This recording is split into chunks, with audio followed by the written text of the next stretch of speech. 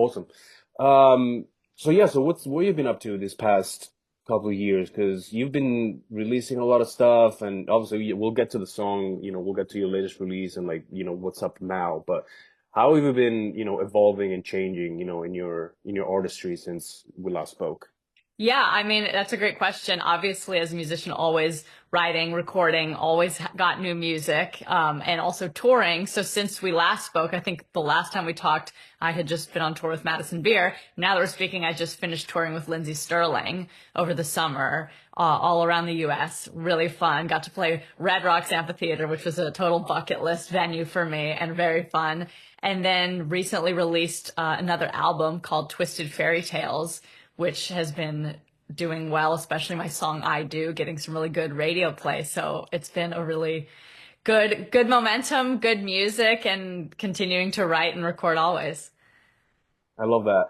What are you writing about? Like you have obviously like love and relationships and um toxicity of relationships and all that type of thing has always been like one of the arching themes of your songwriting.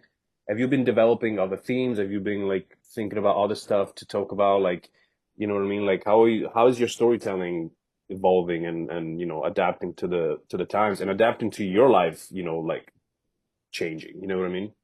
Yeah, I mean, that's kind of my bread and butter for sure, is writing about relationship stuff because that's kind of the most personal thing. For me, I always sort of approach a session where I write about what I'm feeling that day. And so I still have songs about the ex-fiance because it's been a really long process to try to heal from, as well as other things. But I've also got topics of just women empowerment. I have a song on my album called Doing It For Me that's not about any relationship. It's just about the concept essentially is I'm doing things for myself when I'm getting dressed and going out. I'm not doing it for anyone else. I'm trying to feel good in my own body and for myself. And then also in a sad way, another song I wrote about my grandma who passed away last year, and the song's called Rest of My Life. And so that was a really strong emotion for me. I was very close with her, so that inspired that song as well. But so I kind of am just always writing about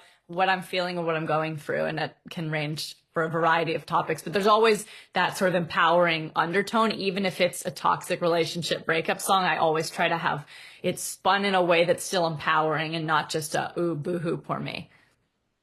Yeah, I like that. Sorry to hear about your grandmother. My grandmother died a few years ago too, and I was close to her as well, which brings a question that I didn't have in mind actually planned, but it's kind of like a segue from this. Was your family musical? Like, how did you grow up musically? You know what I mean? Like, I remember my uncle giving me like my first guitar when I was like a toddler, basically. And, like my uncle, my dad, they were all like into music and all that. So like they kind of like brought me up artistically. Was there a moment in your life when you kind of like realized, even like subconsciously, that you were meant for this? That's a fantastic question. Yes. When I was 2 years old, I heard Vivaldi's The Four Seasons on violin, and for whatever reason, was drawn immediately to it and told my mom I want to take violin lessons. And she said no. My mom did play violin, so I think there's a little bit of that, but my family's very Silicon Valley tech, not really a musical family. But I begged my mom to let me take violin. She said no, and I badgered her for a year. And then when I turned 3, finally she gave in and said, okay. So, and then of course after that, I soon after started singing and piano and other instruments and everything as well and songwriting. But yeah, the moment was shockingly when I was 2 years old, I found my passion of music. And I think it is interesting because it came from me. It wasn't, I think most kids who start instruments at really young age are forced to by their parents. It was quite the opposite here. So I've just always been drawn to music. I was lucky enough to know my passion at a very young age. Yeah, that's crazy. Like I started studying classical piano when I was 8, and I've always been into music and all that, but like I never begged my parents to like let me take classical Mhm. piano. Like I was the one that quit in because it's like obviously discipline and like when you're like 10 and 9 or whatever, like you don't want to do scales and like stuff like that. And I was the one quitting and like always going back because I couldn't live without it. But it's crazy that you actually begged your mom at 2 to I didn't play want to the play scale. violin. I didn't want to play scales either. So we always tell this, the funny story is that I just want, I didn't want to, and I didn't want to play Twinkle Twinkle Little Star. I wanted to play the Four Seasons. And so I was with my violin teacher from age 3 up till, it's been a number of years since I've taken a lesson, but for my entire career, for whatever, 20 years. And she wrote a simplified version of the Four Seasons for me that was really basic at the very beginning. And we sort of evolved to eventually playing all the seasons for real. But yeah, I didn't want the boring scales. I just wanted to play the Four Seasons. That's crazy. I love that. That's great. That's great. It's very unusual. I don't think I'm gonna find anyone else, any other musicians that I've been interviewing people for a long, long time now. Like I've never heard anyone being like, revealing that they begged their parents to study violin too. But what was your like modern music, like pop music fascination? Like for me it was Queen and Zeppelin and all that type of stuff. When did you make the switch to I want to be a pop star? You know what I mean? Like, was there a record, like an album, or what was that moment for you? Oh, it was when I was 6 and heard the Backstreet Boys. That's when I fell in love with pop music. I love boy bands. I've had a thing for boy bands. First was Backstreet Boys, then One Direction, of course. But yeah, I was obsessed with the Backstreet Boys. Still am. They're amazing.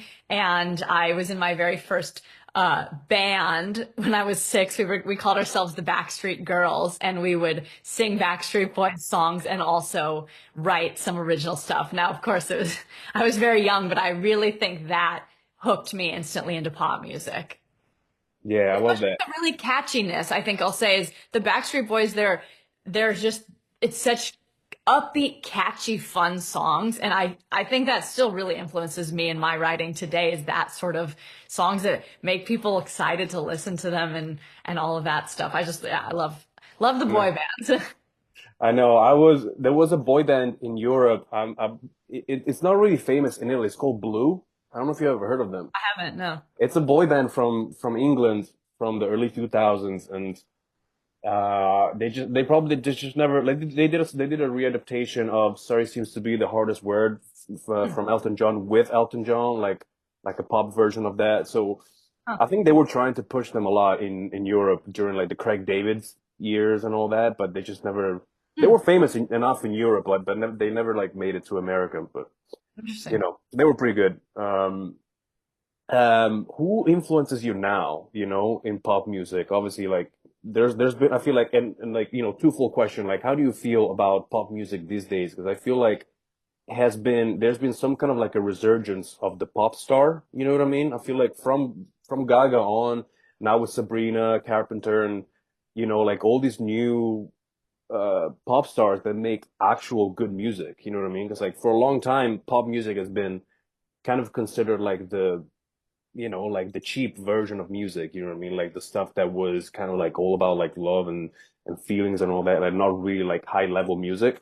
But I feel like these days with people like Sabrina and Taylor Swift and all that stuff, pop music is probably like the highest level of music these days. How do you feel about that kind of thing? And being like a pop star, how do you approach that type of thing? Like, does that influence your writing? Like the fact that you have to kind of like compete with people like that? Does that make sense? Yeah, it does. Well, first of all, I think that people don't realize, I think it's harder to write a simple, super catchy pop chorus than it is to write something that's flowery with lots of words. It really is. And so people don't realize that. Even you mentioned Lady Gaga. Let's take Poker Face. Poker Face. But that's brilliant. Do you know how hard it is to write something like that? But it seems so simple because it's just like 2 words, but it's actually takes a lot to find a really catchy pop hook that sticks in people's heads that is simple. That's harder to do. So I think people don't give pop music enough respect, but I love that the sort of pop star vibes are coming back. I mean, pop these days means a lot of different things, right? There's the upbeat synthy pop. There's also the more singer-songwriter style pop. So I think there's a whole range of that, but I mean, I'm for sure influenced by all of the top 40 pop artists, Taylor Swift and Sabrina and Olivia Rodrigo and Sia, all of the great pop stars I'm for sure influenced by. And I don't ever consider that it's competing because to me, there's no person on the planet that only listens to one artist. So there's room for everybody because every person who listens to music can listen to lots of different artists, which I think is really fun because I don't think you need to feel like you're competing with people. You can just be excited for new music. And I'm excited when new music comes out because then I get to listen to it. I get that, and that's actually very smart. I never thought of that way because like I come from like pop rock, more like band stuff, when I was growing up, and like you had to pick, kind of like, you know what I mean? Like in the 90s, like if you like Nirvana, like I could never like really like Pearl Jam, for example. I still can like really love Pearl Jam because like I come from that world where like it's Nirvana is better and like Smashing Pumpkins is better than Pearl Jam, for you know what I mean? Like there are these feuds and all that. But Yeah. with pop music, it's like it's the most universal, genre. Like I don't think there's anybody that listens to one artist but doesn't like the other artist. You know what I mean? So like I like the fact that you pointed that out. Um, and you mentioned Sia as well, which brings another question to mind. How do you write songs? Because like people like Sia and like pop artists, like you said before, is genius, like Poker Face and all that type of thing. It's two word, but it's extremely powerful, and that's the genius of pop music, putting like so much emphasis and so much power into like two, three words and all that. And a lot of times, like artists like Sia write for other artists, or like Victoria Monet, which is one of my favorites, that writes for Ariana Grande and all that type of thing. Now they're going solo and all that type of thing.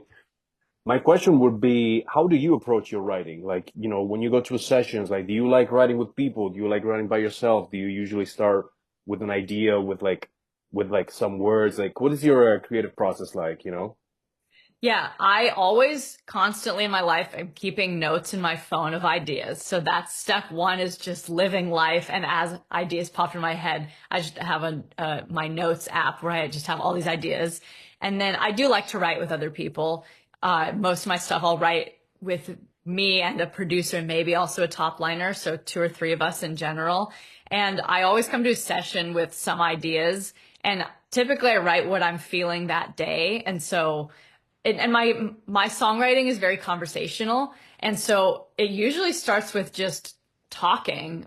We'll sit in the session and I'll just talk, and it's sort of like a gossip session. I'll be like, this is what I'm going through, this is what's on my mind, and from that it pretty quickly, usually the group of us will find the direction we want to go in. And so and then in my lyrics I really try to also maintain that conversational tone. So instead of trying to use a thesaurus. I mean, you use some of that, but oh, what's the like? Can we like really like nitpick this word? Most of the time, I just think, what am I actually trying to say here? And then I say it because that's what people want to hear. I think of my music as sort of a journal entry in a way. Yeah, I love that. I love that. And, it has to be conversational because otherwise it's not relatable enough. When it comes to If You Come Back, like your next song, and um, how did that come together? Like what's the background, the story? Like, is it one of those songs that kind of like, because the title is kind of striking, you know what I mean? It's like, it's a little, you know what I mean? Like, I've never, you know what I mean? Like, you could probably tell what's it about, or at least like what background, Yeah. it comes from, you know what I mean? What's the story behind that song? So this song's very personal to me. It's about my ex-fiance, and it essentially is, I think, what a lot of people can relate to, which is when you have a relationship and you feel like your heart is broken and all you want is for that person to come back. And that is plain and simple. That is the message I was trying to convey here, is feeling like I've lost something, feeling like my heart's been shattered, and just being like, and yet still, despite everything I've been through, I would let you in if you come back. Yeah. Gotcha. And is this going to be part of a record? Like, what's coming up for you? Like this next year? Obviously, you're starting off this year with this very personal song. First of all, how do you follow up with something like that? You know what I mean? Like, are you trying to kind of like have this year, or like, your immediate future to be more introspective? Like you're trying to be more, like digging a little deeper into your own relationship and all that type of thing, or like what's the path here? Like how are you planning to, your next songs and your next steps artistically here? I'm sort of doing two things in parallel because this, if you come back, is very much a singer-songwriter acoustic vibe, which I really haven't released that kind of music. Most of my music is very synthy pop. And actually with this song, when I wrote it a while ago with Chris Eyre, a wonderful writer. And we initially envisioned, okay, we're just writing this song with the guitar, the acoustic guitar. We're going to produce it later. But then the day of demo was really just my voice and just the acoustic guitar. And I was like, I don't want to change.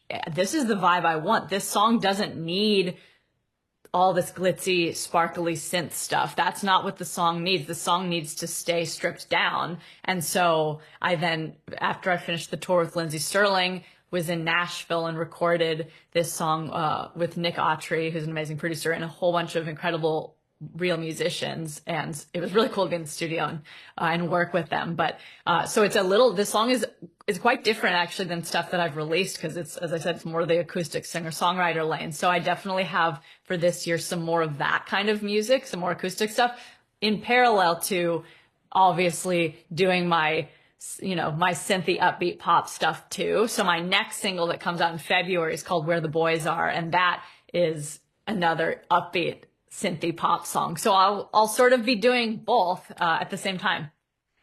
That does sound like a One Direction song or like a like a Backstreet Boys song, you know? I Yeah. love that. I love that. From this tour and from touring with like all these great artists and all that, like you played Red Rocks, which, you know, it's not everybody can say that, you know what I mean? Like I hope that you feel the magnitude of that. What was it like? You know what I mean? Like being on tour, like playing this, like people might think that like playing pop music, all this like upbeat, you know, feel good stuff. It's just go on stage and it's easy and you know just have a good time and all that type of thing. But it's actually not. I don't think you know like you do have to, you know, come across as like a real performer, like a real artist to communicate with your you know with your audience, especially if it's a new audience, especially if you're opening for somebody else. Mhm. What was it like for you on these tours? Like, what have you learned, and you know, what are some lessons that you brought home? You know. Touring is amazing. I learned so much. I had such a great time. I think the biggest thing that you learn from touring for me is how to put on a show. There has to be a reason that somebody's going to come and watch the show rather than just listen to your music at their house. And so what for me as the sort of like big synthy pop star vibes, I like to have my show be a spectacle. And luckily, the people I've toured with, Lindsey Sterling being the most recent one, is very much the same. Her show is just it's just she's a showman, right? She's flying on the violin upside down on aerial fabrics with dancers and lights and all that stuff.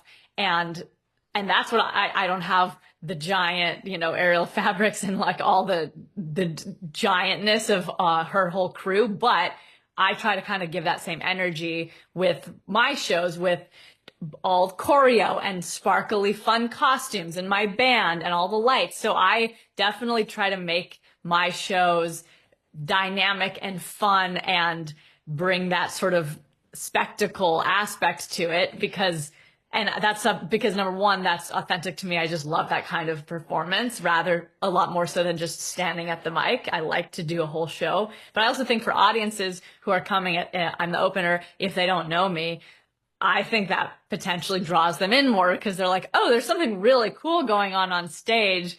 And then they can go and listen to the music on their own. But I think you have to give the audience something to watch and a reason to come and see you live. I love that. Yeah, I love that. Let me close with this actually. From real audiences to digital audiences, you know, like a lot of pop artists and a lot of pop music lives on, you know, TikTok and all that stuff. You know, like we've seen this, you know, a lot happening in the past few years and all that. And this will be kind of like a twofold question again. Like, how do you feel and how do you approach your audience online and on TikTok?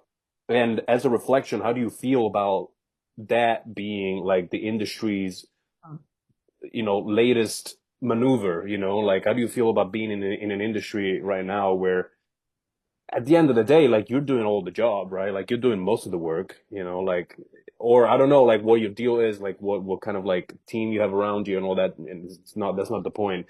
Is it like, how does it feel to be, you know, like a pop artist these days, you know, having to promote yourself, create your own music, creating your own assets, creating your own content, and having to, like communicate with your audience all the time. And it's like, how do you balance that type of thing, and how do you feel about the industry today? I mean, I consider myself a musician, not an influencer. Yes, nowadays you have to do the social media stuff. And I think the nice thing about that is that you have a platform, you can get your music out and you can let people see into your everyday life. So I'll post stuff on my Instagram stories. I'll post things that people can see kind of my everyday life. But at the end of the day, for me, it still all comes back to the music. And so I'm when I'm posting things, I'm trying to let people see who I am as a person as well as to see my music. So I don't know how I feel about it. I think that there's good and bad things to it. I think that it can be a bit of a burnout sometimes, but I also think that it allows people to discover things that they wouldn't necessarily have been able to years ago with the industry because you can sort of break through by social media. People can discover things more easily, but also challenging because there's sort of more noise to try to break through. So I think it's just, I don't know that I have an opinion of it being good or bad. It's just the reality of the industry today that you do have to do some of the social media stuff, but I still try to put my energy more so into the music because that's what it's about for me.